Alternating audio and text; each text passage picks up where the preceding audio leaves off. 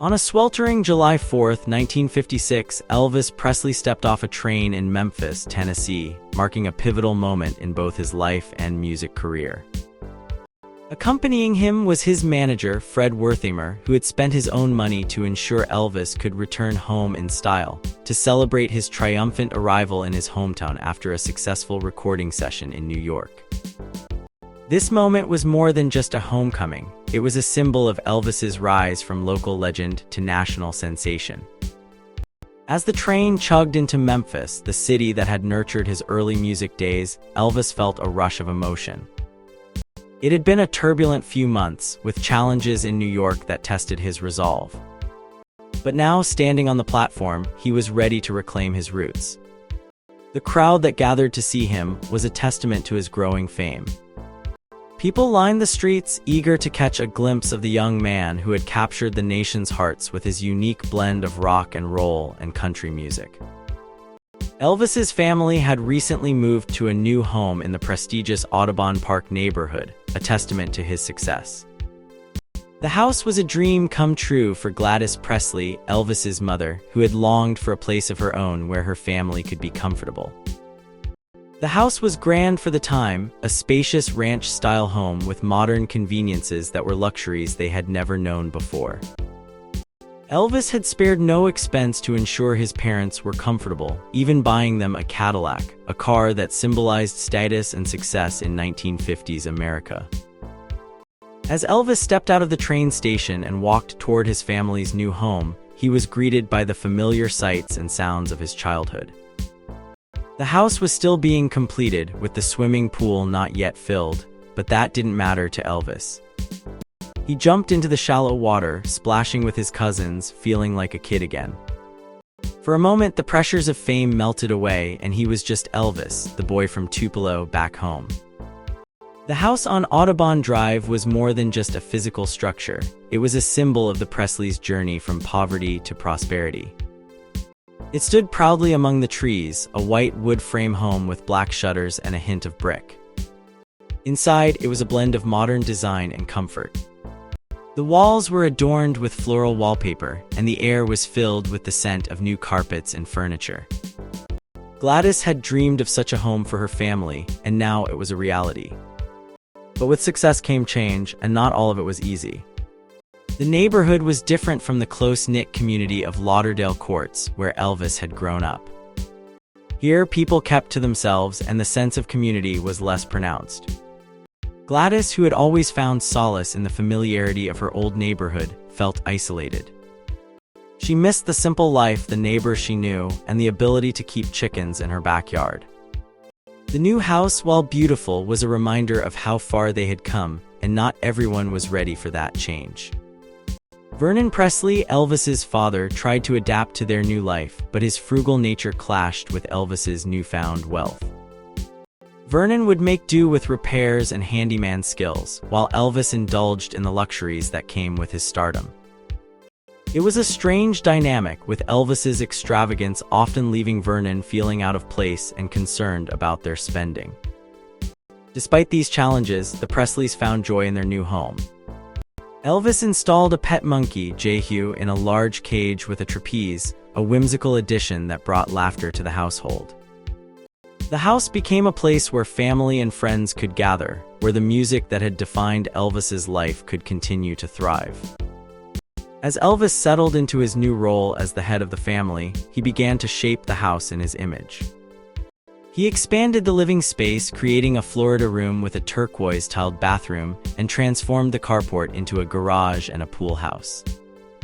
These changes reflected his growing confidence and the limitless possibilities that his fame had opened up. For Gladys, the house was a mix of pride and nostalgia. She cherished the garden where she grew her own vegetables and the space to raise their pets. But she also felt the weight of their new status, unsure of how to navigate this unfamiliar world. The house on Audubon Drive was more than just a home. It was a symbol of hope, ambition, and the American dream, a dream that Elvis Presley was helping to redefine. That summer of 1956, Elvis Presley seemed to have everything going his way. Fame, money, and freedom were all his. But for him, these weren't just abstract ideas, they felt real and exciting. He had just given his parents the house they deserved, a big, beautiful place that felt like a dream to them but was still a bit overwhelming for Elvis and his mom, Gladys. Meanwhile, Elvis had his heart set on a girl named June Juanico. June was from Biloxi, Mississippi, and Elvis met her a year before when he wasn't famous yet. They had a night together on the pier, talking and kissing. Life moved fast though, and they lost touch. But in June 1956, June came to Memphis with her friends and decided to check out Elvis's new home on Audubon Drive.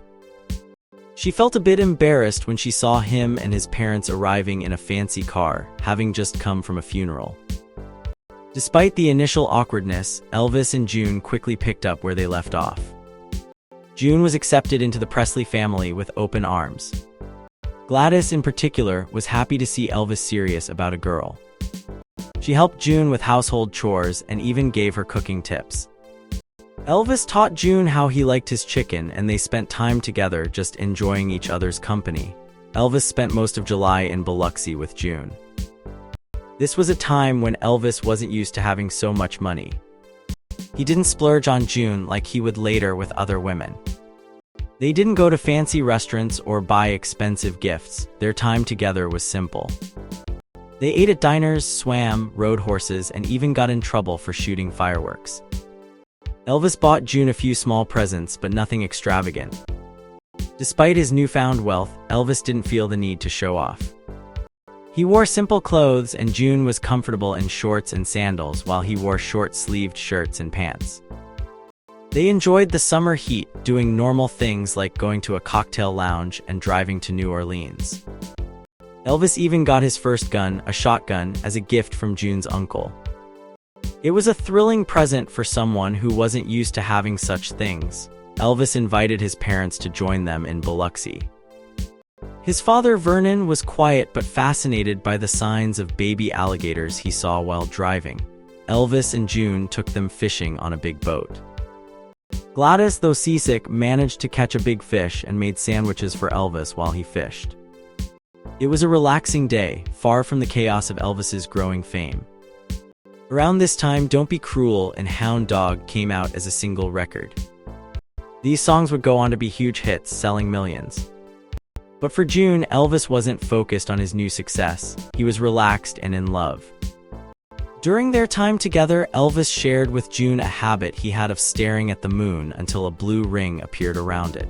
He believed in the power of deep relaxation. June, who cherished a book called The Prophet, gave Elvis a copy. He loved it and kept it by his bedside for years. In those summer days, Elvis and June's love grew strong. Elvis even asked June to marry him, though they wouldn't do it for 3 years. The Colonel, Elvis's manager, wouldn't let him get married yet because of his career. June, who hadn't met the Colonel, already had her reservations about him. But for now, Elvis and June just enjoyed their time together, far from the pressures of fame. That summer was special for Elvis. It was a time of simple joys and genuine connection. He wasn't distracted by the trappings of his new life. He was focused on the person who mattered most to him at that moment, June Juanico. It was love found in the midst of rising stardom, a rare and precious thing. In September 1956, Elvis Presley returned to his hometown of Tupelo, Mississippi, in a grand celebration. This time, the journey was very different from the one in 1948. Instead of a small car packed with belongings, they rode in a shiny white Lincoln. It was Elvis Day, marked by a parade and fireworks. Elvis performed on a big stage at a fair where he first sang in front of people when he was just 10 years old. His parents looked very proud. His mom, Gladys, told a reporter they missed the parade because they were eating dinner. His dad, Vernon, thanked the people who organized the event. Vernon sounded much more confident and put together than he did when the family left Tupelo before. People who once thought the Presleys were poor and not well liked now saw Elvis as a success story. They rushed to claim him as one of their own. On the stage, Elvis was a whirlwind of energy. He moved in ways that made the young girls in the crowd squeal with excitement. His new style with the blue velvet shirt was eye-catching. Even though some said he behaved badly on stage, he made sure to be polite and humble when he was off stage. This helped him win over the important people in town. Back then, Elvis was just starting to become famous. In 1956, he was called the King of Rock and Roll by Variety, a music industry magazine. This title meant a lot because it came from people who knew about music. Being the king was a big deal, but Elvis didn't let it go to his head. He remembered where he came from and tried to stay humble. However, fame brought many challenges. Elvis couldn't go back to his old life. He was now a public figure, and with that came a lot of pressure. People expected him to act a certain way, and he had to deal with fans, reporters, and all sorts of other demands. It was hard for him to relax and be himself. When Elvis's manager, Colonel Parker, invited him to Hollywood for the filming of his first movie, Love Me Tender, June Juanico, who was close to Elvis, noticed a change in him. Elvis was nervous and unsure about Hollywood. He felt out of place there. In a conversation, he said he felt like he didn't belong.